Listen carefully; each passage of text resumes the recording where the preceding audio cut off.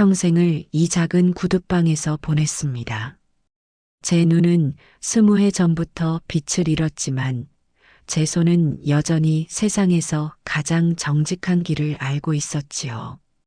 달아빠진 구두의 상처를 어루만지고 해진 가죽에 새숨을 불어넣는 일. 그것이 제게 남은 세상의 전부였습니다. 눈이 어두워진 대신 제 귀는 세상의 모든 소리를 담는 그릇이 되었습니다. 단골들의 발소리, 아침을 여는 시장의 소란, 그리고 처마 밑에서 저를 부르는 제 유일한 벗들의 목소리까지도 말입니다. 저는 그 녀석들을 먹무리와 까돌이라 불렀습니다. 매일 아침이면 어김없이 찾아와 까악, 까악하고 제 안부를 묻는 까마귀들이었지요. 사람들은 까마귀가 불길하다 흉을 받지만 제게는 그 어떤 사람보다 살가운 친구들이었습니다. 녀석들의 날갯짓 소리만 들어도 그날 기분이 어떤지, 배가 고픈지 아닌지를 알 수 있었으니까요. 저는 녀석들에게 밥알을 나눠주며 제 아들 영철이의 소식을 들려주곤 했습니다. 먹무라, 우리 영철이가 이번에 큰 계약을 앞두고 있단다. 이 아비는 비록 아픈 목 보아도 내 아들 앞길만큼은 환하게 열리길 바랄 뿐이다. 까마귀들은 제 말을 알아듣기라도 하는 듯 고개를 갸웃거리며 낮은 소리로 화답하곤 했습니다. 그 녀석들과 이야기를 나누는 것이 제 유일한 낙이었습니다. 제 아들 영철이는 제 삶의 이유이자 마지막 자존심이었습니다. 제가 이 어두운 구둣방에서 평생 허리를 굽혔던 것은 오직 녀석 하나 번듯하게 키워내고 싶다는 일념 때문이었지요. 그날도 저는 낡은 구두에 기름을 먹이며 영철이를 떠올리고 있었습니다. 그때였습니다. 구둣방의 낡은 문이 열리며 익숙한 발소리가 들려왔습니다. 제 아들 영철이와 며느리 미숙이었습니다. 아버지, 저희 왔어요. 영철이의 목소리에는 평소와 다른 무언가가 섞여 있었습니다. 애써 감추려 하지만 숨길 수 없는 초조함 같은 것이었지요. 며느리 미숙이는 제 손을 덥석 잡으며 살갑게 굴었습니다. 아버님, 아직도 이렇게 일만 하세요. 이제 저희가 모실게요. 저는 멋쩍게 웃으며 손을 빼냈습니다.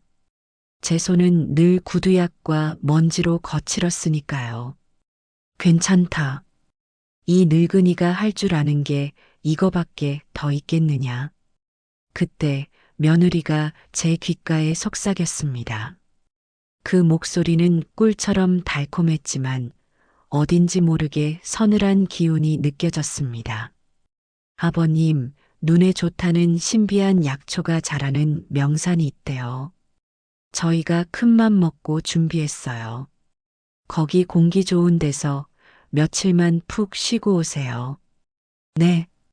제 심장이 쿵 하고 내려앉았습니다. 평생을 제 앞가림하기 바빴던 아들 내외가 제 몸보신을 챙겨주겠다니 믿을 수 없는 일이었습니다. 제 눈은 이미 돌이킬 수 없다는 것을 알면서도 그 마음 씀씀이가 고마워 눈시울이 뜨거워졌습니다. 아니다. 너희들 살기도 팍팍할 텐데 무슨. 아버지, 제발이요. 이번 한 번만이라도 저희가 효도하게 해주세요. 아들 영철이가 제 어깨를 감싸 안으며 말했습니다. 녀석의 목소리가 미세하게 떨리는 것을 느꼈습니다. 저는 그것이 저를 향한 애틋함 때문이라 믿었습니다. 평생을 무심했던 아들이 철이 들었구나. 이제야 이 늙은 아비의 고생을 알아주는구나. 저는 북받치는 감정을 누르며 고개를 끄덕였습니다. 알았다. 내 아들이 이토록 효도하겠다는데 이 아비가 마다할 수 있겠느냐. 그렇게 저는 제 평생의 일터인 구둣방을 나섰습니다. 며느리는 제 낡은 옷 대신 새로 산 듯한 점퍼를 입혀주었고 아들은 제 팔짱을 끼고 조심스럽게 차로 이끌었습니다. 모든 것이 꿈만 같았습니다. 차에 오르기 전 저는 익숙한 소리에 고개를 들었습니다. 처마 위에서 까마귀들이 유난히 시끄럽게 울어대고 있었습니다. 마치 가지 말라고, 위험하다고 제게 소리치는 것만 같았습니다. 평소와는 다른 절박하고 날카로운 울음소리였습니다. 괜찮다, 이 녀석들아. 걱정 말거라. 내 아들이 효도한다는데 좋은 일 아니냐? 저는 녀석들을 향해 보이지 않는 손을 흔들었습니다.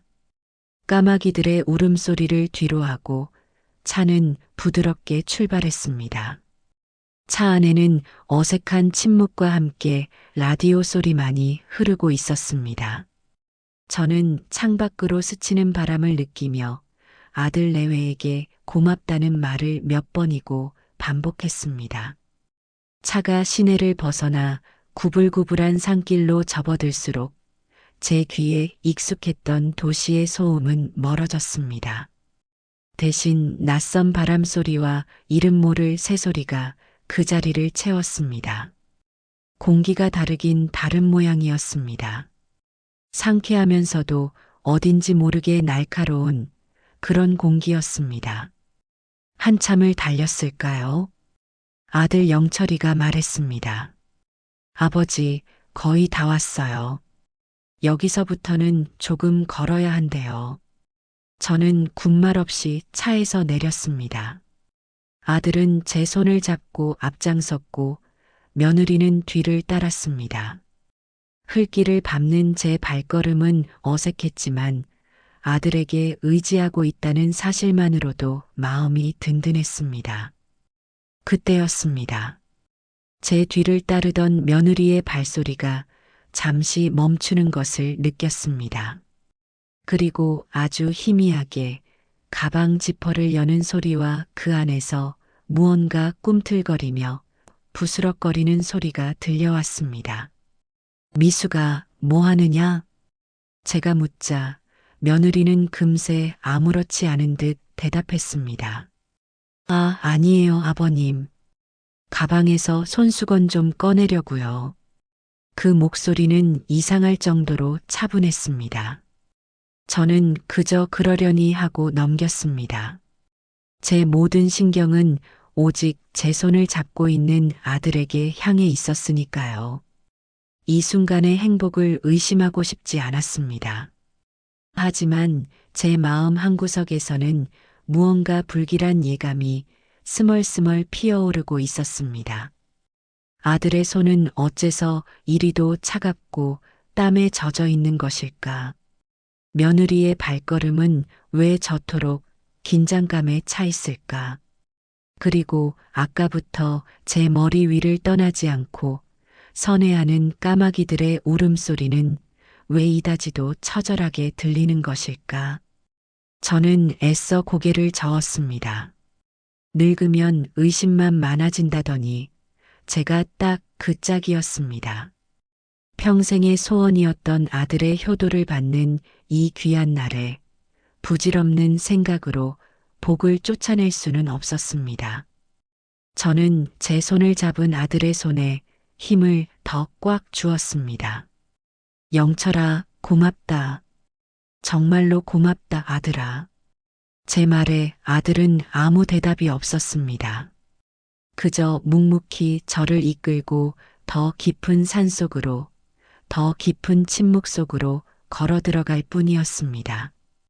저는 그때까지도 알지 못했습니다.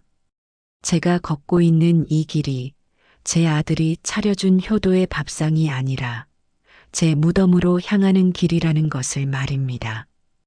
그리고 그 길의 끝에서 저를 기다리는 것이 약초가 아니라 차갑고 서늘한 뱀의 이빨이라는 사실을 말입니다.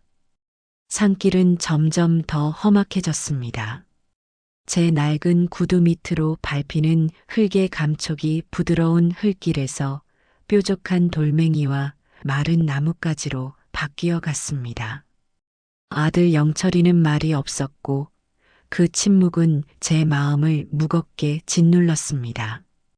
제 손을 잡은 아들의 소나기에서는 식은 땀이 축축하게 배어 나왔습니다. 저는 그것이 가파른 산길을 오르느라 힘이 들기 때문이라 애써 생각했습니다. 영철아, 힘들면 쉬었다 가자. 이 늙은이 때문에 내가 고생이 많구나. 제 말에 아들은 잠시 멈칫하더니 이내 메마른 목소리로 대답했습니다. 아닙니다, 아버지. 거의 다 왔어요. 저기만 넘으면 됩니다. 녀석의 손가락이 가리키는 방향을 저는 볼 수 없었지만 귓가를 스치는 바람의 소리가 달라진 것으로 보아 탁 트인 공간이 가까워졌음을 짐작할 수 있었습니다. 바람이 나무에 부딪히는 소리가 잦아들고 대신 허공을 가르는 공허한 울림이 들려왔습니다. 절벽이라도 있는 것일까? 불길한 예감이 등줄기를 타고 서늘하게 흘러내렸습니다. 마침내 녀석의 발걸음이 멈춘 곳은 제 예감대로 사방이 뻥 뚫린 듯한 곳이었습니다. 발밑에서 아슬아슬하게 굴러떨어지는 작은 돌멩이 소리가 한참이나 아래로 아득하게 사라지는 것으로 보아 낭떠러지 간처임이 틀림없었습니다. 아버지, 여기가 아주 명당입니다. 경치도 좋고 공기도 맑고요. 이 바위에 잠시 앉아 계세요. 아들은 제 어깨를 잡아 이끌어 차갑고 널찍한 바위 위에 앉혔습니다. 저는 순순히 자리에 앉았지만 마음속의 불안은 쉬이 가라앉지 않았습니다. 머리 위에서는 까마귀들이 더욱 극성스럽게 울어대고 있었습니다. 마치 필사적으로 무언가를 경고하는 듯한 찢어지는 비명과도 같은 소리였습니다. 저놈의 까마귀들이 왜 저리 시끄럽게 구는 게냐? 제가 혼잣말처럼 중얼거리자 뒤에 서 있던 며느리 미숙이가 웃음기 없는 목소리로 말했습니다. 글쎄요, 아버님. 산새들이라 사람을 보고 놀랐나 보죠. 제가 아버님 드실 물 좀 챙겨올게요. 차에 두고 왔네요. 그 말을 끝으로 며느리의 발소리가 멀어져 갔습니다. 저는 아들과 단둘이 남았습니다. 어색한 침묵 속에서 저는 아들에게 말을 걸었습니다. 영철아, 사업은 괜찮으냐? 힘들면 이 아비에게라도 털어놓으려무나. 가진 것은 없어도 내 편은 되어줄 수 있다. 제 진심 어린 말에 아들은 아무 대답도 하지 못했습니다. 대신 녀석의 어깨가 가늘게 들썩이는 것이 느껴졌습니다. 녀석이 울고 있다고 생각했습니다. 이 못난 아비 앞에서 힘든 속내를 털어놓지 못하는 것이 안쓰러워 저는 녀석의 손을 잡으려 허공에 손을 뻗었습니다. 바로 그때였습니다. 멀어져 갔던 며느리의 발소리가 다시 가까워지는가 싶더니 제 등 뒤에서 멈춰 섰습니다. 그리고 제 귀는 평생 들어본 적 없는 지독하게 불길한 소리를 포착했습니다. 그것은 굵은 삼배 자루에 뻣뻣한 매듭을 푸는 소리였습니다. 그리고 그 안에서 무언가 살아있는 것이 꿈틀거리며 비늘이 서로 스치는 듯한 섬뜩하고 서늘한 소리가 새어나왔습니다. 온몸의 털이 곤두서는 것 같았습니다. 심장이 얼어붙는다는 것이 어떤 느낌인지 저는 그 순간 처음으로 알았습니다. 미수가 지금 뭘 하는 게냐? 제 목소리는 저 자신도 믿을 수 없을 만큼 떨리고 있었습니다. 제 질문에 며느리는 대답하지 않았습니다. 대신 제 등 뒤에서 낮고 차가운 목소리가 들려왔습니다. 영철 씨, 뭘 망설여요. 당신 아버지가 놀라서 발을 헛디디게 해야지. 어서. 그 순간 세상의 모든 소리가 멎는 듯 했습니다. 제 머릿속에서 무언가가 툭 하고 끊어져 버렸습니다. 아들의 효심, 며느리의 살가움, 이 모든 것이 저를 죽이기 위한 연극이었다는 사실을 깨닫는 데는 그리 오랜 시간이 걸리지 않았습니다. 제 눈에서 뜨거운 것이 왈칵 쏟아져 내렸습니다. 그것은 슬픔의 눈물이 아니었습니다. 배신감과 치욕, 그리고 제 평생의 삶이 송두리째 부정당하는 절망이었습니다. 영철아, 내 아들아, 어찌 내가. 제 절규에 가까운 목소리에 아들은 짐승 같은 흐느낌을 터뜨렸습니다.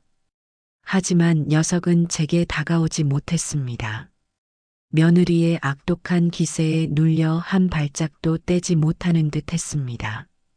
바로 그 찰나 하늘이 무너지는 듯한 굉음이 들려왔습니다. 제 머리 위를 맴돌던 까마귀 떼가 일제히 급강하하며 찢어지는 비명을 내지르기 시작했습니다.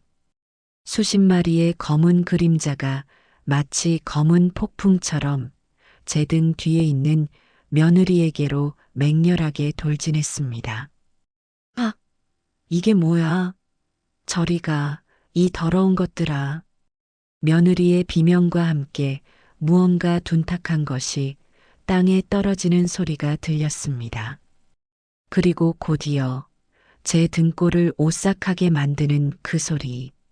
쉭, 쉭 하는 소리와 함께 무언가 빠르고 유연한 것이 풀숲을 가르는 소리가 들렸습니다. 뱀이었습니다. 며느리가 저를 죽이기 위해 가져온 그 뱀이었습니다. 아!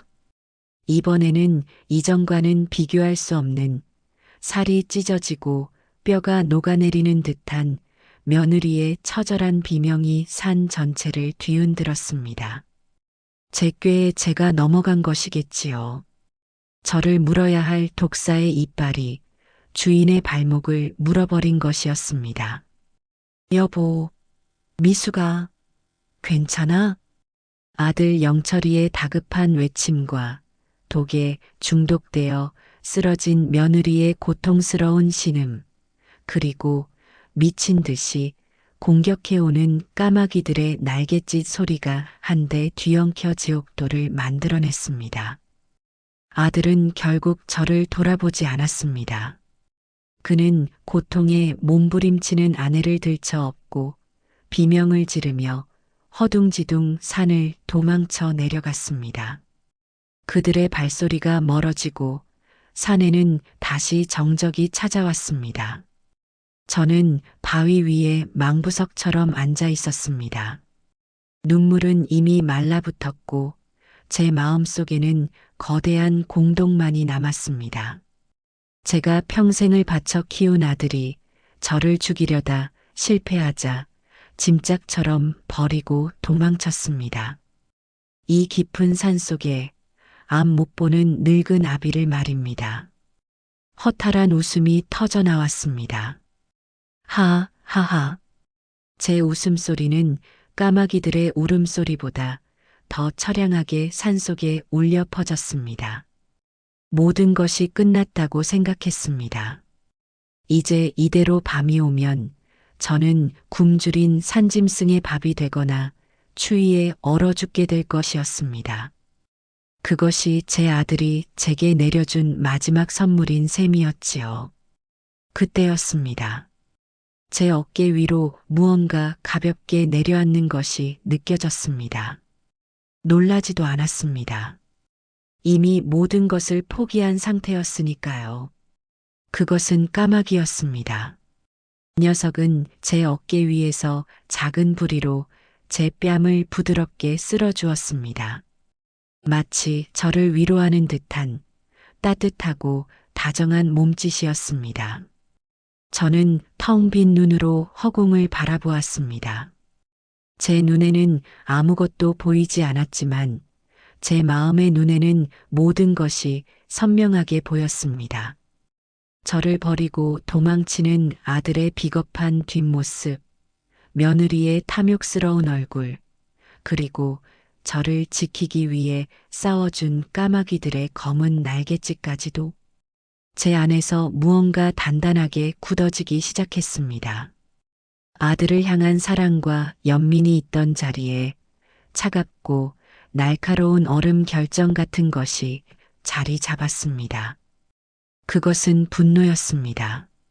제 삶을 통째로 짓밟은 자들을 향한 결코 용서할 수 없는 증오였습니다. 먹물아. 저는 제 어깨 위에 까마귀를 향해 나지막이 속삭였습니다. 이제부터 너희가 내 눈이다. 제 목소리는 더 이상 떨리지 않았습니다. 그 안에는 오직 강철 같은 의지만이 담겨 있었습니다. 저는 바위에서 천천히 몸을 일으켰습니다. 비록 제 눈은 어둠에 잠겨 있었지만 제 영혼의 눈은 그 어느 때보다 밝게 타오르고 있었습니다. 지독한 복수의 서막이 바로 이 절망의 낭떠러지 위에서 열리고 있었습니다. 그날 밤 저는 죽지 않았습니다. 제 어깨에 앉았던 까마귀는 저를 버려진 사냥꾼의 오두막으로 인도했습니다. 녀석은 제 앞에서 낮은 소리로 울며 날아갔고 저는 그 소리를 지팡이 삼아 비틀거리며 뒤를 따랐습니다. 썩은 나뭇잎과 축축한 흙냄새가 코를 찔렀고 밤의 냉기는 제 뼛속까지 파고들었지만 제 마음은 이상할 정도로 고요했습니다. 슬픔과 절망이 있던 자리는 이제 텅 비어버렸고 그 빈 공간을 차갑고 단단한 분노가 채우고 있었습니다. 오두막은 금방이라도 쓰러질 듯 낡았지만 밤이슬과 짐승들을 피하기에는 충분했습니다. 저는 삐걱거리는 마룻바닥에 몸을 뉘었습니다. 잠은 오지 않았습니다. 눈을 감자 제 평생의 세월이 주마등처럼 스쳐 지나갔습니다. 갓난아기였던 영철이를 업고 밤새 열이 내리길 기도하던 밤, 처음으로 아빠라고 불렀을 때의 벅찬 감격, 서툰 솜씨로 닦아주던 제 구두, 그 모든 기억들이 이제는 날카로운 유리 조각이 되어 제 심장을 헤집었습니다. 저는 더 이상 울지 않았습니다. 눈물은 사치였습니다.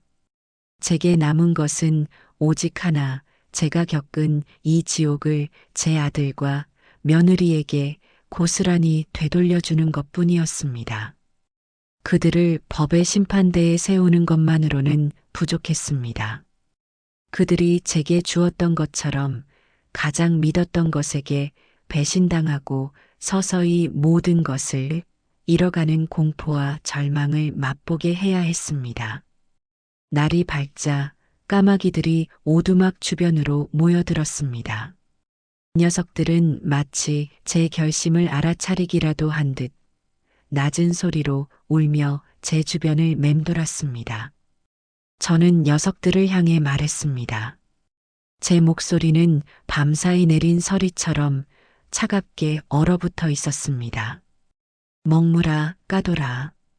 이제부터 너희는 내 눈이고 내 손발이다.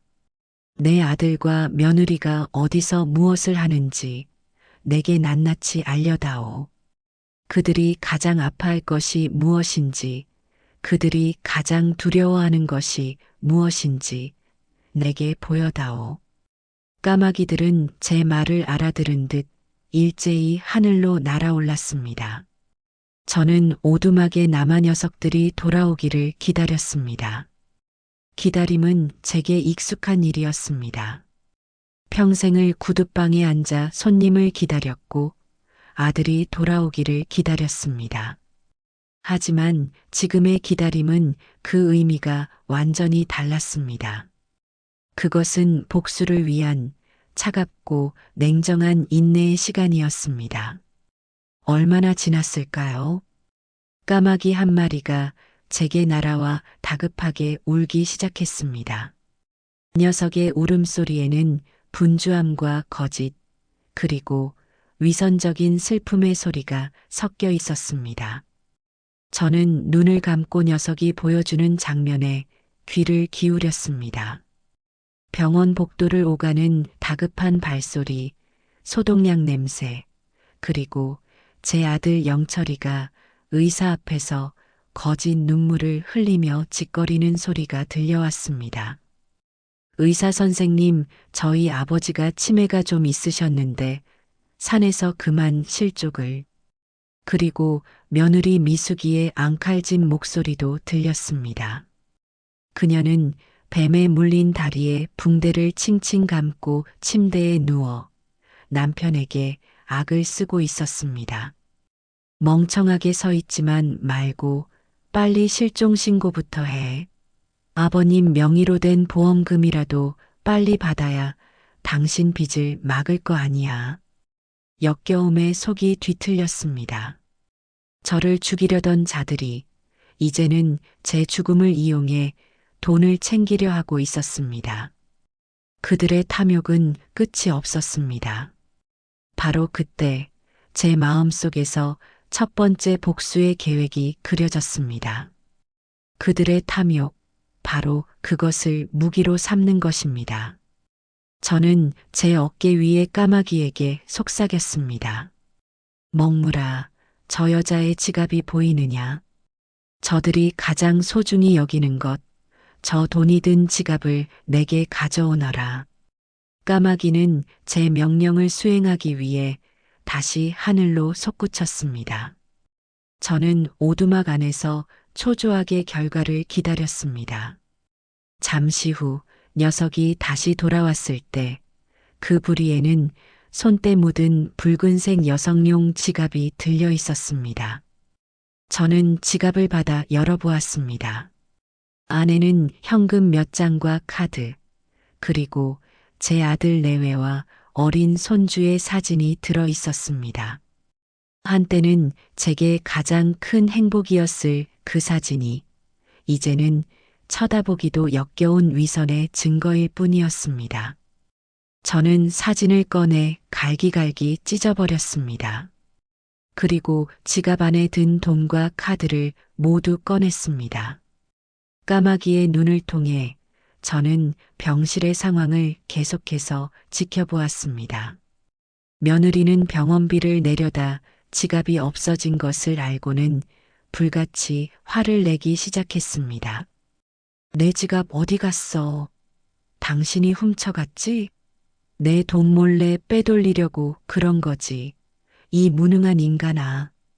내가 그걸 왜 훔쳐? 당신이 칠칠치 못하게 잃어버린 거겠지. 당신 다리 치료하느라 들어간 돈이 얼만데. 돈 몇 푼 때문에 저를 죽이려던 공범들은 서로를 물어뜯기 시작했습니다. 그들의 추악한 민낯이 드러나는 순간이었습니다. 저는 그 모습을 상상하며 차갑게 웃었습니다. 이것은 시작에 불과했습니다. 저는 그들이 서로를 완벽하게 불신하고 증오하게 만들어 스스로 파멸의 길을 걷게 할 것이었습니다. 저는 까마귀가 물어온 지갑을 오두막의 낡은 화덕에 던져 넣었습니다.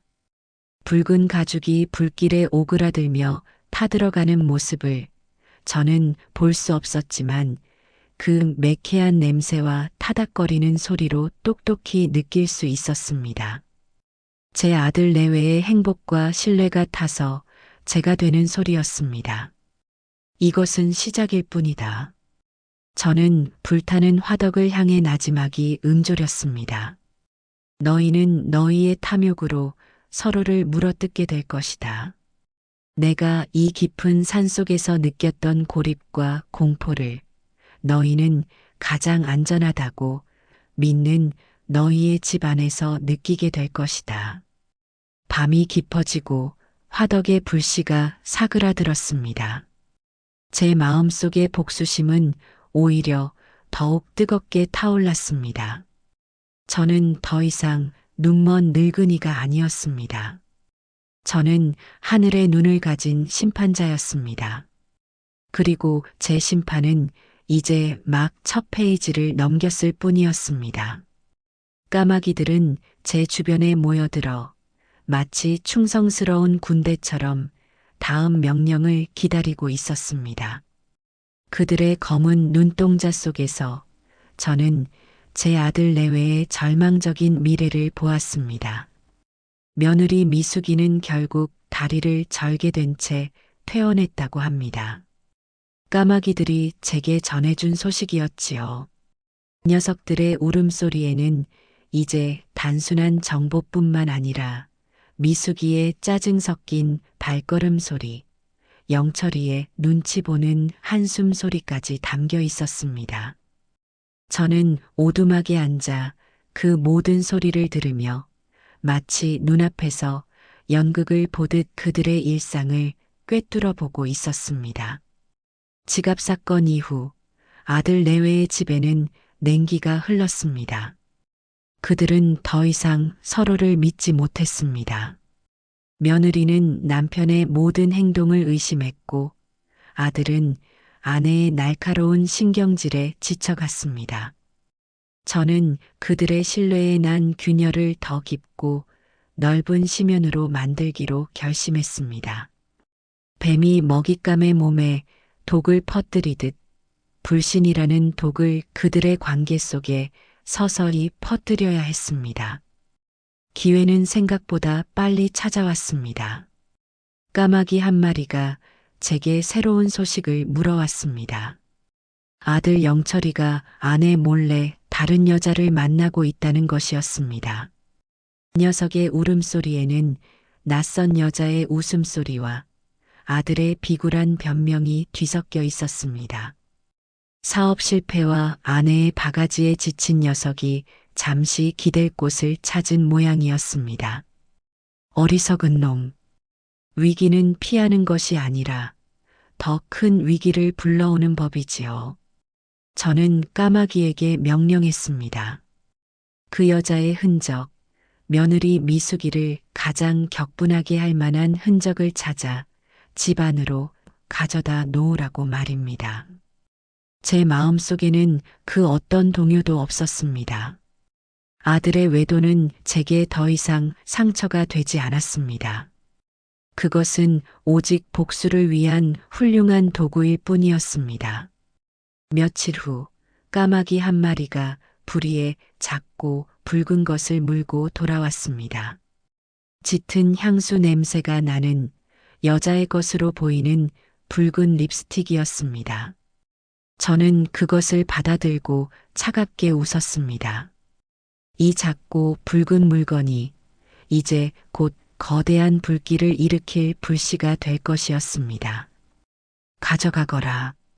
저 여자가 가장 잘 볼 수 있는 곳, 안방 화장대 위에 보란 듯이 떨어뜨려 놓아라. 까마귀는 제 명령을 받고 어둠 속으로 사라졌습니다.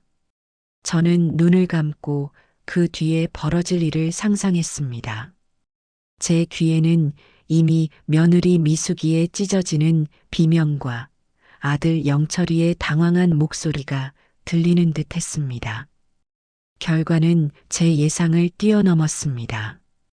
까마귀가 다시 돌아와 전해준 소식은 그야말로 아수라장이었습니다. 화장대 위에서 낯선 여자의 립스틱을 발견한 며느리는 이성을 완전히 잃었다고 합니다. 그녀는 다리를 절뚝거리며 집안의 물건들을 부수고 퇴근한 남편의 뺨을 후려치며 악을 썼습니다. 이 배신자, 내가 당신 때문에 다리를 절게 되고 당신 아버지 시체도 못 찾아서 보험금도 못 받고 있는데 너는 한가하게 바람을 피워? 이 천하의 죽일 놈. 그녀의 울부짖음 속에는 남편에 대한 배신감보다 돈을 잃은 것에 대한 분노가 더 크게 담겨 있었습니다. 그녀에게 저는 이미 시체이자 보험금일 뿐이었습니다. 아들 영철이는 필사적으로 변명했지만 명백한 증거 앞에서 그의 말은 아무런 힘이 없었습니다. 그날 이후 며느리 미숙이는 독사처럼 변했습니다. 그녀는 남편의 일거수일투족을 감시하기 시작했습니다. 그의 통화 내용을 엿듣고 그의 주머니를 뒤지고 심지어 그의 모든 대화를 몰래 녹음하기 시작했다고 합니다. 남편을 향한 복수심과 혹시라도 자신에게 불리한 상황이 생길 경우를 대비한 교활한 준비였습니다. 그녀는 남편을 더 이상 동반자가 아닌 언젠가 제거해야 할 적으로 여기기 시작한 것입니다. 저는 오두막에 앉아 그 모든 것을 전해 들으며 조용히 구두수선 도구를 갈았습니다. 낡고 무뎌진 칼날을 숫돌에 가는 소리가 사각사각 오두막의 정적을 갈랐습니다. 마치 제 복수의 칼날을 가는 소리 같았습니다. 불신의 씨앗은 이제 막 싹을 틔웠을 뿐입니다. 저는 이 싹이 무럭무럭 자라나 그들의 가정을 뿌리부터 썩게 만드는 거대한 독초가 될 때까지 기다릴 것이었습니다. 어느 날 밤 저는 까마귀들을 통해 또 다른 장면을 보게 되었습니다. 아들 내외의 집에서 또다시 격렬한 싸움이 벌어지고 있었습니다. 당신 아버지 실종 전단지라도 돌려야 하는 거 아니야? 사람들이 우리를 어떻게 보겠어? 이러다 보험금은커녕 의심만 받게 생겼다고. 그걸 말이라고 해? 당신이 뱀에 물리는 바람에 일이 다 꼬였잖아. 당신만 아니었어도 완벽했다고. 서로에게 책임을 떠넘기며 추악하게 다투는 그들의 목소리를 들으며 저는 제 마음이 얼음장처럼 차갑게 식어가는 것을 느꼈습니다. 한때는 제 목숨보다 소중했던 아들이 이제는 그저 파멸시켜야 할 대상으로만 보였습니다. 모정이라는 감정은 그날 절벽에서 아들이 저를 버리고 도망쳤을 때 이미 제 안에서 완전히 죽어버렸습니다. 저는 숫돌에 갈아 날카로워진 칼로 낡은 가죽을 잘라냈습니다. 서걱하고 가죽이 잘려나가는 소리가 유난히 선명하게 들렸습니다. 낡고 썩은 부분을 도려내야 새 가죽을 덧댈 수 있는 법입니다. 제 아들과 며느리라는 제 인생의 가장 썩어 문드러진 부분을 도려낼 시간이 다가오고 있었습니다. 까마귀들이 창밖에서 그들의 싸움을 지켜보고 있었습니다. 녀석들의 검은 눈동자는 마치 거울과도 같아서 그 안에는 서로를 향해 이빨을 드러내는 두 마리 짐승의 모습이 비치고 있었습니다. 저는 조용히 눈을 감았습니다. 불신의 씨앗은 이제 뿌리를 내렸습니다. 다음 단계는 그들이 서로의 숨통을 스스로 조르게 만드는 것이었습니다. 저는 그저 그들이 춤을 출 무대를 마련해주고 가장 극적인 순간에 막을 내릴 준비만 하면 되는 것이었습니다. 그들의 파멸은 이제 시간 문제일 뿐이었습니다. 아들 내외의 집은 이제 보이지 않는 전쟁터가 되었습니다. 서로를 향한 불신은 곰팡이처럼 번져나가 그들의 관계를 속에서부터 썩게 만들고 있었지요. 저는 오두막에 앉아 그들이 스스로 무너져 내리는 소리를 들으며 다음 단계를 위한 칼날을 갈고 있었습니다. 가정이라는 울타리가 무너졌으니 이제는 녀석이 마지막으로 의지하고 있는 사회적 기반, 바로 그의 사업이라는 허울을 무너뜨릴 차례였습니다. 까마귀들은 매일같이 제게 아들 영철이의 소식을 전해왔습니다. 녀석은 중요한 투자 계약을 앞두고 있었습니다. 그 계약만 성사되면 빚더미에 나앉은 사업을 일으키고 재기할 수 있는 그야말로 마지막 동아줄과도 같은 것이었지요. 녀석의 목소리에는 초조함과 희망이 위태롭게 뒤섞여 있었습니다. 저는 그 희망의 싹을 무참히 짓밟아 녀석을 완전한 절망의 나락으로 떨어뜨리기로 마음먹었습니다. 저는 제 가장 충성스러운 벗, 먹무리를 불렀습니다. 녀석은 제 어깨에 내려앉아 제 다음 명령을 기다렸습니다. 먹무라, 내일 내 아들이 아주 중요한 사람을 만날 것이다. 너와 내 동족들이 힘을 합쳐 그 만남을 망쳐야 한다. 불길한 징조를 보여주어라. 하늘의 뜻이 내 아들에게서 등을 돌렸다는 것을 그 투자자의 눈으로 똑똑히 보게 만들어다. 제 목소리에는 한치의 망설임도 없었습니다. 아들의 성공을 그토록 바라던 제 입으로 이제는 그의 실패를 명령하고 있었습니다. 제 아내 아버지는 이미 오래전에 죽었습니다. 지금의 저는 오직 복수만을 위해 존재하는 차가운 심장을 가진 심판자일 뿐이었습니다. 다음 날 까마귀들은 일제히 하늘로 날아올랐습니다. 저는 눈을 감고 그들의 눈을 통해 펼쳐지는 광경에 집중했습니다. 아들 영철이는 평소와 달리 말끔하게 차려입고 서류 가방을 든 채 약속 장소로 향하고 있었습니다. 그의 걸음걸이에는 그의 미래가 걸린 긴장감이 역력했습니다. 녀석이 투자자를 만나기로 한 고급 식당 주차장에 들어서는 순간 작전이 시작되었습니다. 수십 마리의 까마귀 떼가 마치 검은 구름처럼 몰려와 영철이의 차 위를 빙빙 돌기 시작했습니다. 녀석들은 기분 나쁜 울음소리를 내지르며 약속이라도 한 듯 차 위로 배설물을 퍼부었습니다.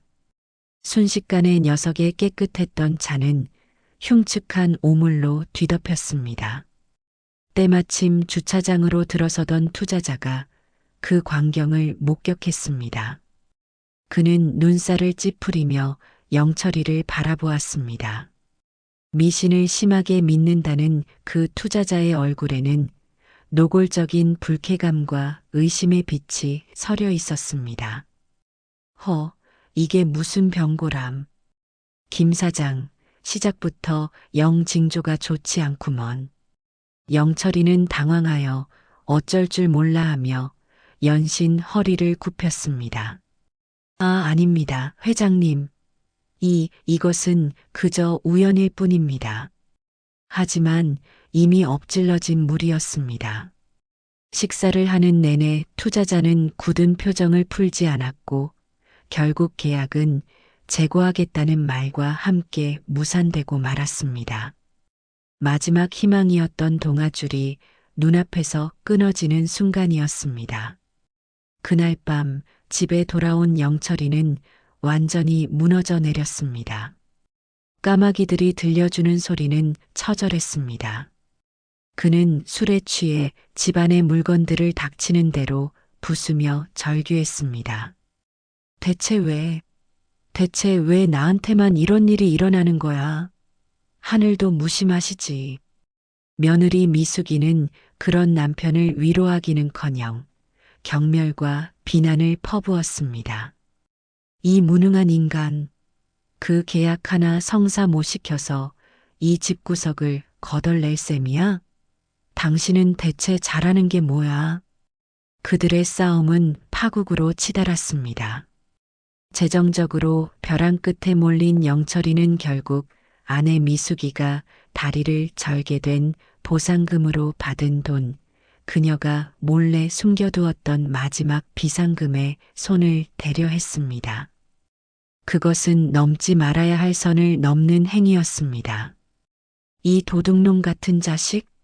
감히 내 돈에 손을 대? 미숙이의 비명과 함께 집안은 다시 한번 아수라장이 되었습니다. 서로의 머리채를 잡고 서로에게 저주를 퍼붓는 그들의 모습은 더 이상 부부가 아니었습니다. 그저 서로의 것을 빼앗으려는 두 마리의 굶주린 짐승일 뿐이었습니다. 저는 오두막에 앉아 그 모든 소리를 들으며 낡은 가죽 조각을 손에 쥐고 있었습니다. 제 손길은 무심했지만 제 마음속에서는 서늘한 만족감이 피어올랐습니다.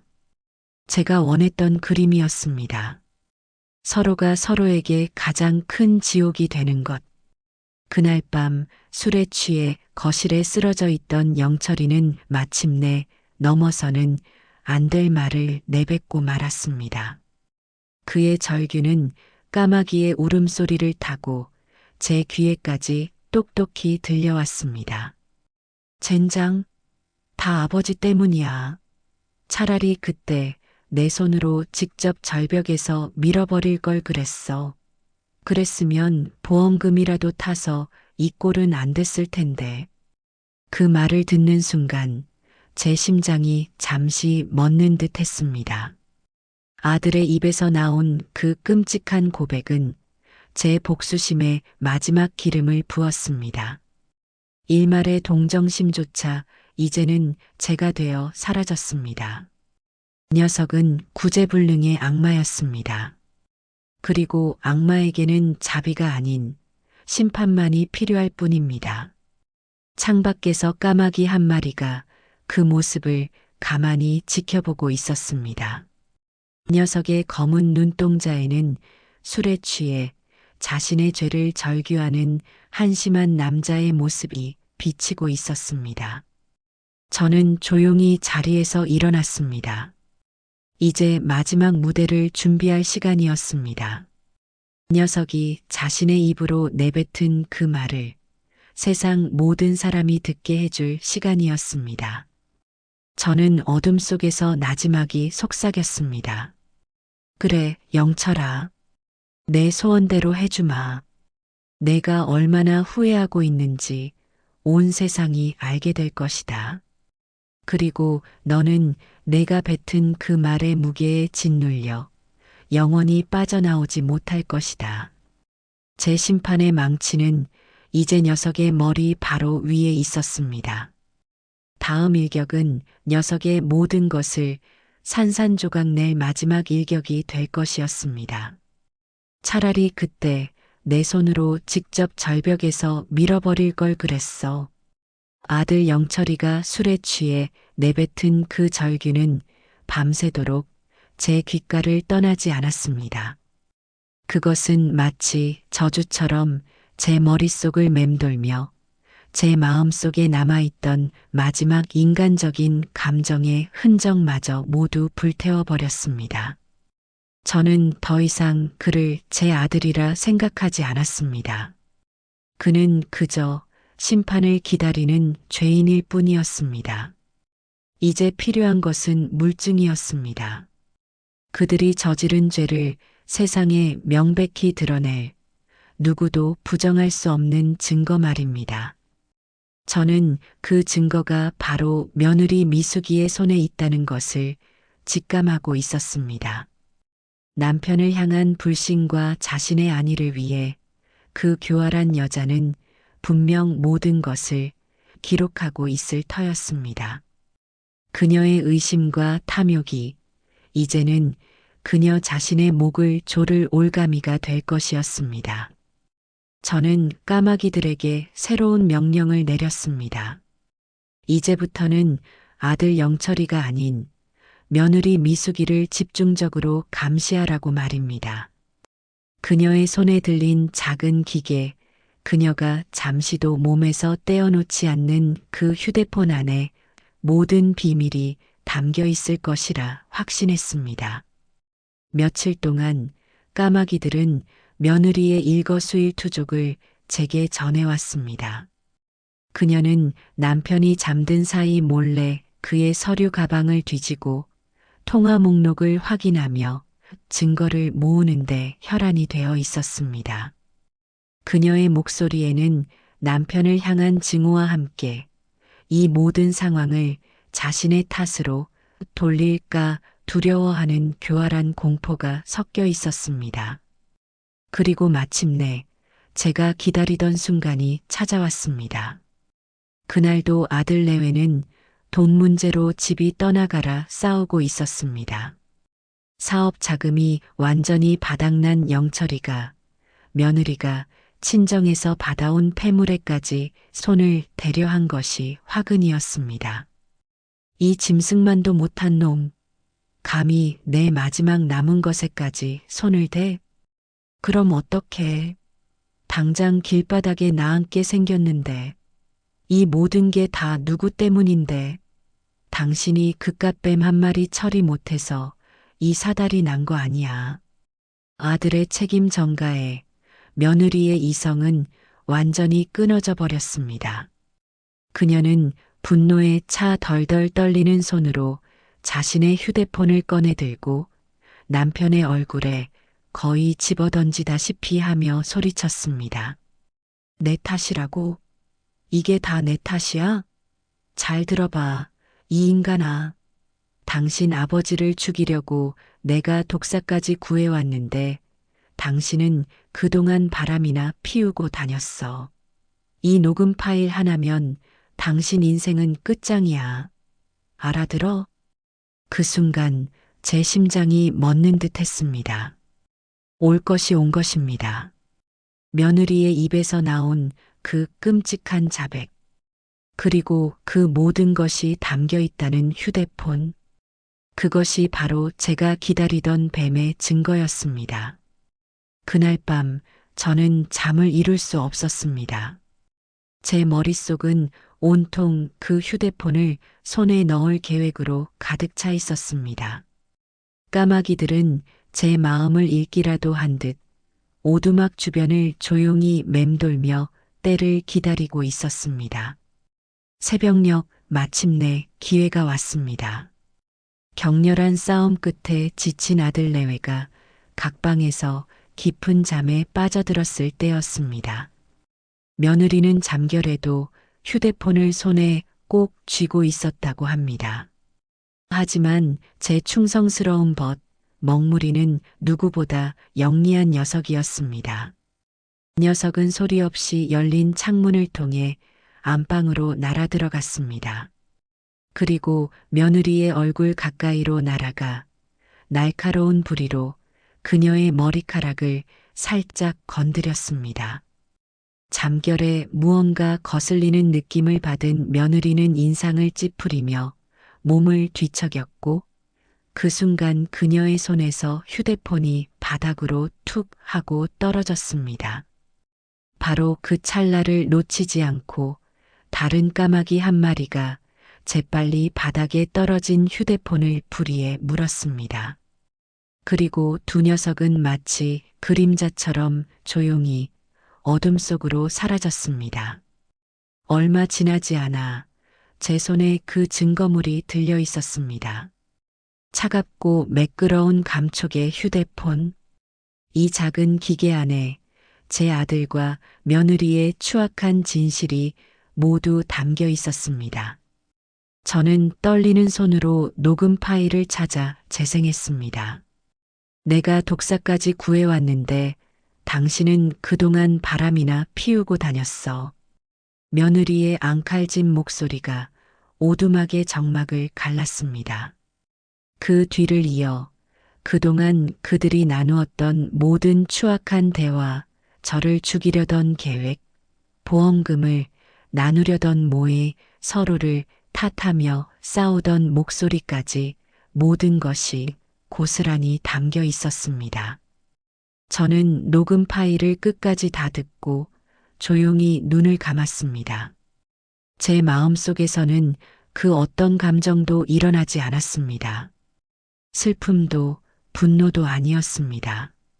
그저 모든 퍼즐 조각이 맞춰졌을 때의 서늘한 확신, 그리고 이제 곧 시작될 마지막 심판에 대한 냉정한 결의만이 자리하고 있었습니다. 이 증거는 단순한 물증이 아니었습니다. 이것은 그들이 저를 죽이기 위해 준비했던 뱀 그 자체였습니다. 그 뱀이 이제 부메랑이 되어 그들의 심장을 향해 날아갈 것이었습니다. 저는 휴대폰을 품에 안고 동의 트기를 기다렸습니다. 이제 경찰서로 갈 수도 있고 언론에 제보할 수도 있었습니다. 하지만 저는 그런 시시한 방법을 원하지 않았습니다. 그들이 가장 신뢰했던 세상, 그들이 그토록 지키고 싶어 했던 그들의 체면과 평판 속에서 가장 극적인 방식으로 심판받게 해야 했습니다. 저는 까마귀들을 불러 모았습니다. 이제 마지막 사냥을 시작한다. 이 증거를 세상에 알리되 가장 효과적인 방법으로 알려야 한다. 저들의 숨통을 가장 확실하게 끊어놓을 수 있는 사람에게 이 뱀의 증거를 전달해야 한다. 까마귀들은 제 말에 화답하듯 일제히 날갯짓을 했습니다. 그들의 검은 눈동자는 이제 곧 펼쳐질 심판의 무대를 향한 기대로 번뜩이고 있었습니다. 동쪽 하늘이 희미하게 밝아오고 있었습니다. 그것은 제 아들과 며느리의 인생에 드리워질 영원한 어둠의 시작을 알리는 빛이었습니다. 손에 쥔 휴대폰은 차가웠지만 그 안에 담긴 진실은 제 피를 들끓게 했습니다. 이제 제 손에는 그들의 죄를 단죄할 칼이 들려 있었습니다. 하지만 저는 서두르지 않았습니다. 뱀이 먹잇감의 숨통을 끊기 전 가장 확실한 순간을 기다리듯 저 역시 가장 효과적인 심판의 무대를 구상하고 있었습니다. 경찰서에 익명으로 제보하는 것은 너무 간단했습니다. 저는 그들이 세상의 빛 속에서 가장 찬란하게 빛나는 순간에 추락하기를 바랐습니다. 저는 까마귀들을 통해 며칠간 세상의 소리를 들었습니다. 그러다 제 귀에 한 사람의 이름이 들어왔습니다. 지역 방송국에서 탐사보도 프로그램을 만드는 한 열혈 기자. 그는 불의를 보면 참지 못하고 약자의 편에 서서 끈질기게 진실을 파헤치는 것으로 유명하다고 했습니다. 바로 그 사람이었습니다. 제 복수를 완성시켜줄 마지막 집행관 말입니다. 저는 제 충성스러운 벗, 먹무리를 불렀습니다. 그리고 그의 발에 며느리의 휴대폰을 단단히 묶었습니다. 가거라. 이 물건을 그 기자의 눈에 가장 잘 띄는 곳, 그의 차 지붕 위에 떨어뜨려 놓아라. 하늘이 내린 증거처럼 보이게 말이다. 그리고 그가 이 진실을 세상에 알릴 때까지 그의 주변을 맴돌며 모든 것을 지켜보아라. 까마귀는 제 명령을 받고 어둠 속으로 날아갔습니다. 저는 오두막에 남아 이제 곧 타오를 거대한 불길을 기다렸습니다. 제 마음은 폭풍 전야처럼 고요했습니다. 모든 계획이 세워졌고 이제는 그저 하늘의 뜻이 제 편에 서주기만을 바랄 뿐이었습니다. 며칠이 흘렀습니다. 까마귀들은 매일같이 제게 기자의 소식을 전해왔습니다. 그는 처음에는 차 지붕 위에 떨어진 휴대폰을 의아하게 여겼지만 그 안에 녹음 파일을 듣고는 경악을 금치 못했다고 합니다. 그의 목소리에는 진실을 발견한 자의 흥분과 인간의 잔혹함에 대한 분노가 뒤섞여 있었습니다. 그는 그날부터 밤낮을 가리지 않고 사건을 파헤치기 시작했습니다. 그리고 마침내 심판의 날이 밝았습니다. 그날 저녁 저는 까마귀들이 전해주는 소리를 통해 제 아들 내외의 집에 TV가 켜져 있음을 알았습니다. 그들은 아마 자신들의 이야기가 온 세상에 알려지리라고는 꿈에도 생각지 못한 채 평소처럼 저녁 시간을 보내고 있었을 겁니다. 저녁 8시 지역 방송국의 메인 뉴스가 시작되었습니다. 저는 눈을 감고 소리에 집중했습니다. 익숙한 앵커의 목소리 뒤로 그 열혈 기자의 목소리가 흘러나왔습니다. 충격적인 소식입니다. 보험금을 노리고 연로한 아버지를 살해하려 한 패륜 아들 부부의 혐의가 포착되었습니다. 저희 취재진은 그들의 범행 계획이 고스란히 담긴 녹음 파일을 단독으로 입수했습니다. 그 순간 까마귀들이 전해주는 아들 내외의 집 안소리가 달라졌습니다. 숟가락이 바닥에 떨어지는 날카로운 소리, 그리고 믿을 수 없다는 듯한 며느리의 짧은 비명이 들려왔습니다. TV에서는 그들의 목소리가 제가 수없이 들었던 바로 그 추악한 대화가 흘러나오고 있었습니다. 내가 독사까지 구해왔는데 당신은 그동안 바람이나 피우고 다녔어. 자신들의 목소리가 TV를 통해 전국에 방송되는 것을 들은 그들의 심정은 어땠을까요? 저는 그들의 얼굴을 볼 수 없었지만 그들의 심장이 어떻게 바닥으로 곤두박질 쳤을지, 피가 어떻게 차갑게 식어갔을지 선명하게 느낄 수 있었습니다. 이게 어떻게 내 휴대폰이 어디 갔지? 며느리 미숙이의 목소리는 공포로 완전히 갈라져 있었습니다. 그녀는 온 집안을 미친 사람처럼 뒤지기 시작했습니다. 아들 영철이는 소파에 주저앉아 넋이 나간 사람처럼 TV 화면만 멍하니 바라보고 있었습니다. 뉴스는 계속되었습니다. 기자는 범행에 쓰려던 독사의 며느리가 물린 기막힌 사실까지 언급하며 그들의 죄를 낱낱이 고발했습니다. 그들이 저를 실족사로 위장하기 위해 꾸몄던 모든 거짓말과 위선이 만천하에 드러나는 순간이었습니다. 방송이 끝나자마자 밖에서 요란한 사이렌 소리가 들려왔습니다. 뉴스를 보고 출동한 경찰들이었습니다. 문을 부수고 들어오는 소리와 함께 집안은 순식간에 아수라장이 되었습니다. 당신 때문이야. 당신이 내 휴대폰을 훔쳐서 제보한 거지. 닥쳐. 이 모든 게 다 너의 그 끝없는 탐욕 때문이었어. 그들은 체포되는 마지막 순간까지도 서로에게 책임을 떠넘기며 발악했습니다. 한때는 서로의 공범이었던 그들이 이제는 서로를 물어뜯는 원수가 되어 있었습니다. 저는 그 모든 소리를 들으며 오두막의 차가운 벽에 등을 기댔습니다. 길고 길었던 복수가 마침내 끝을 맺는 순간이었습니다. 제 마음속에는 통쾌함보다는 깊고 서늘한 공허함이 밀려왔습니다.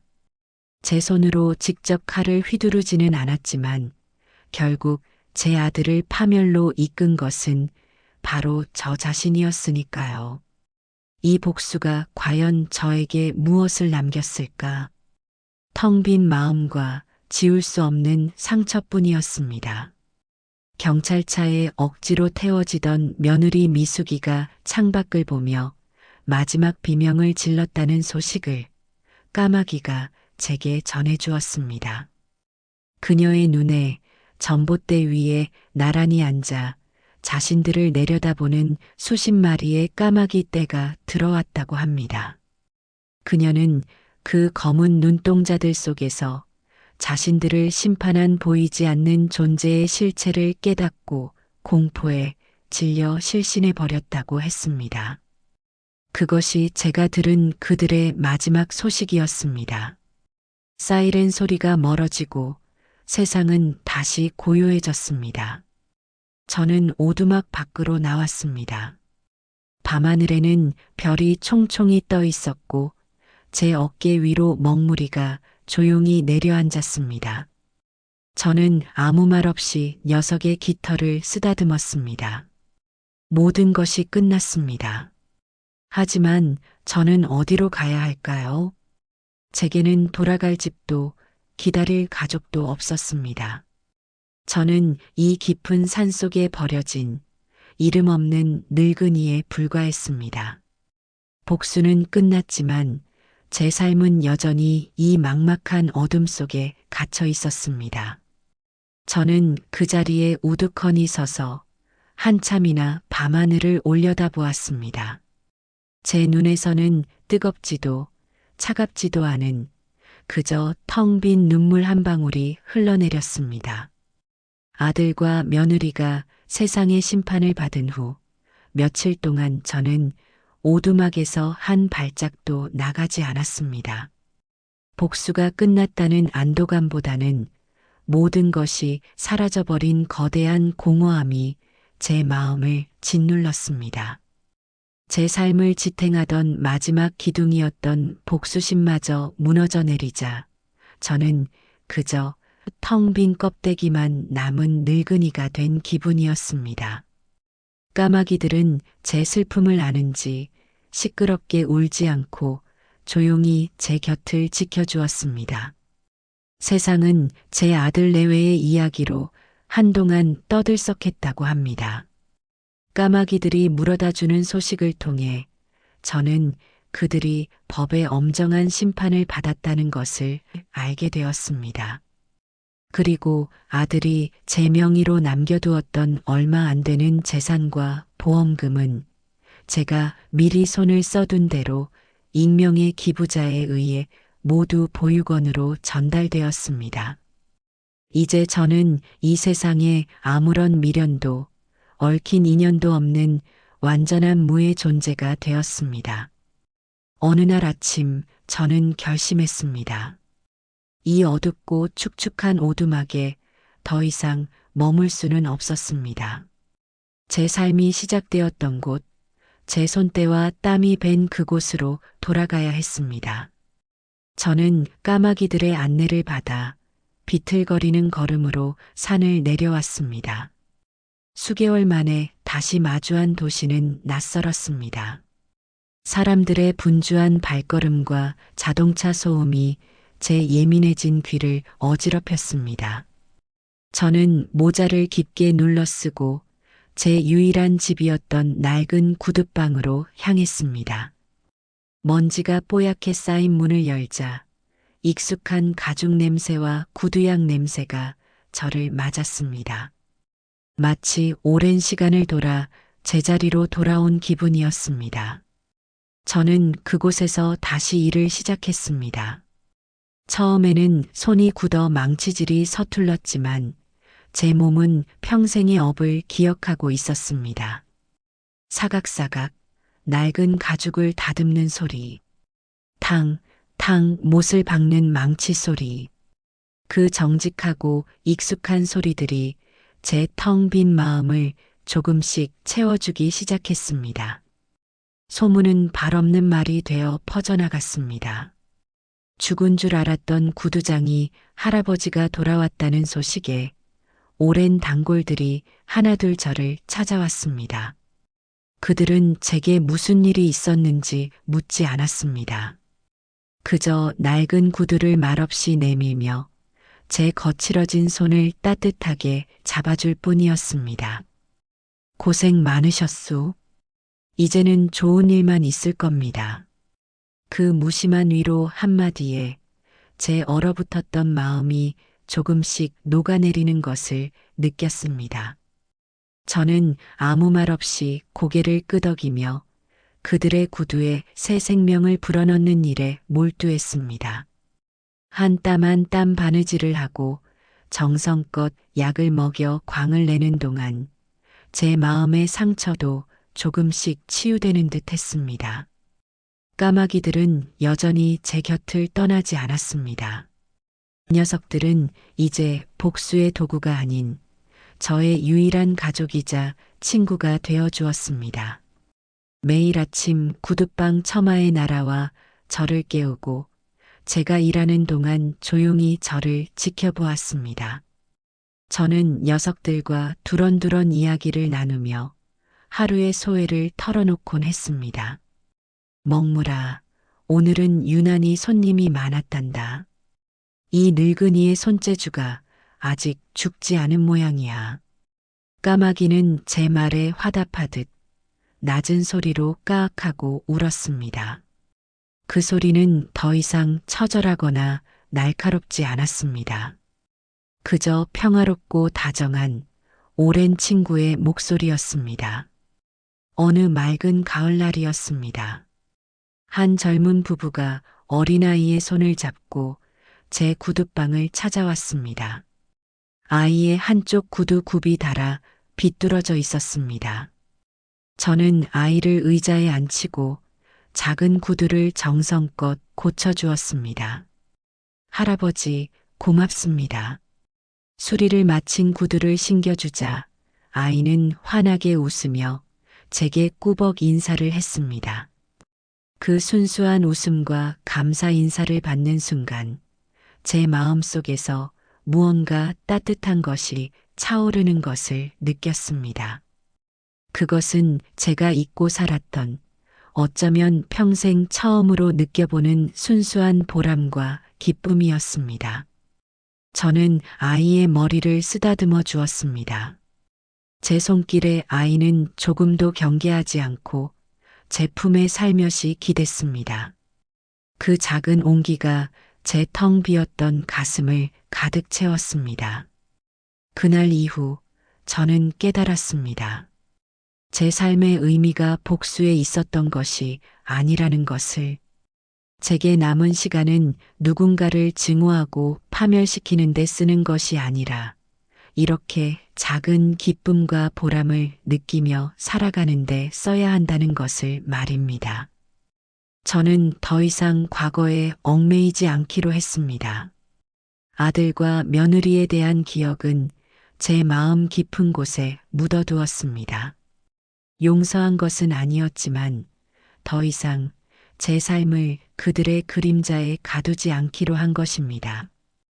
햇살이 드는 창가, 저는 낡은 의자에 앉아 있었습니다. 제 무릎 위에는 단골이 맡기고 간 낡은 신사와 한 켤레가 놓여 있었고, 제 어깨 위에는 오랜 범 먹무리가 조용히 앉아 있었습니다. 구둣방 문틈으로 들어오는 따스한 햇볕이 제 얼굴을 부드럽게 감쌌습니다. 저는 눈을 감았습니다. 제 귀에는 세상의 모든 소리가 들려왔습니다. 아이들의 웃음소리, 사람들의 정겨운 대화소리, 그리고 제 어깨 위에서 들려오는 까마귀의 평화로운 숨소리까지.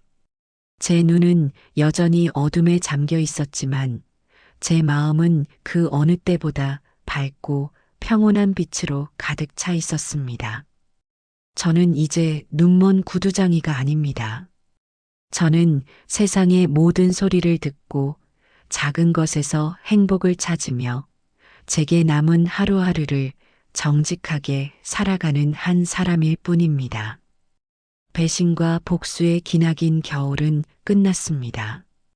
그리고 제 삶에는 마침내 조용하고 따스한 평화라는 새로운 계절이 찾아왔습니다. 저는 조용히 망치를 들어 제 앞에 놓인 구두에 새로운 생명을 불어넣기 시작했습니다. 탕, 탕, 탕. 그 소리는 제 새로운 삶이 시작되었음을 알리는 희망의 소리였습니다. 여러분은 이 기나긴 이야기를 어떻게 보셨습니까? 진정한 평화는 증오의 칼을 휘두르는 데 있지 않았습니다. 그것은 모든 것을 잃고 나서야 비로소 제 손에 남은 작은 것들의 소중함을 깨닫는 데 있었습니다. 낡은 구두를 고치며 느끼는 보람, 단골의 따뜻한 말 한마디, 그리고 변함없이 제 곁을 지켜준 저 까마귀들의 작은 온기. 바로 그 안에 제가 찾아 헤매던 삶의 의미가 담겨 있었던 것입니다. 결국 모든 것은 제자리로 돌아가는 법입니다. 뿌린 대로 거두고 버린 것은 언젠가 버림받게 되지요. 하지만 더 중요한 것은 증오의 사슬을 끊고 자신의 삶을 되찾는 용기입니다. 복수는 상대방을 파멸시킬지 모르나 그 불길은 결국 자기 자신마저 삼켜버리기 때문입니다. 저희 말년의 지혜 채널은 오늘 까마귀의 눈과 뱀의 이빨이 얽힌 한 남자의 처절한 인생 이야기를 통해 용서와 복수, 그리고 진정한 평화의 의미에 대해 함께 생각해 보았습니다. 오늘 이야기가 여러분의 마음에 깊은 울림과 작은 파문을 일으켰다면, 그리고 앞으로 이어질 또 다른 인생의 지혜가 궁금하시다면 잊지 마시고 구독과 좋아요를 눌러주세요. 여러분의 조용한 응원 하나하나가 저희에게는 세상을 다 얻은 듯한 큰 힘이 됩니다. 지금까지 말년의 지혜였습니다. 다음 이야기에서 또 다른 삶의 한 페이지를 여러분과 함께 넘겨보겠습니다. 감사합니다.